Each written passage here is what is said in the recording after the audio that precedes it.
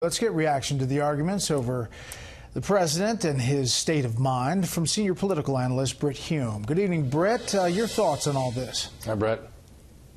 Well, it's pretty bizarre to see this unfolding now.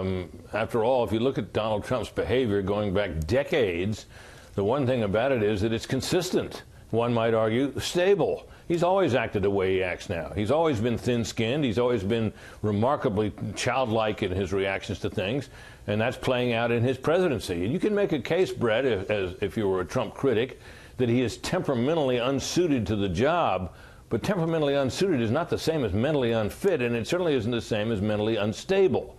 But this is the argument that you hear, and it's doing the reputation of the psychiatrists, or psychiatrists, plural, involved, no good that they are, despite their denials, palpably violating the Goldwater rule, which is, as Doug was reporting, makes it unethical to make armchair diagnoses, which all of these critiques of the president's mental health seem to be exactly that, armchair diagnoses, probably not worth much. You know, the president's supporters say this is who he was on the campaign, and this is who he was through the primaries, and this is who he was in the general election to get elected in the U.S. And I guess they're pushing back, saying he was elected, and it hasn't changed much.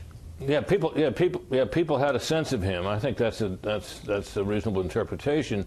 And if you look at what's happening here, I mean, in his career, if he were mentally unstable, unfit, he could not, despite all of his flamboyance, despite all of his boastfulness, despite all of this stuff that we all see in him day by day, he could not have built the business that he built and had the career that he had. Nor could one imagine that he could have pulled off this astonishing feat of getting himself elected president of the United States. This is simply not what happens to somebody who's mentally unstable, in my estimation and experience. So, you know, you can look at him and say, well, his behavior is unorthodox. It certainly is. They say it violates norms. It certainly does. But this is who he is.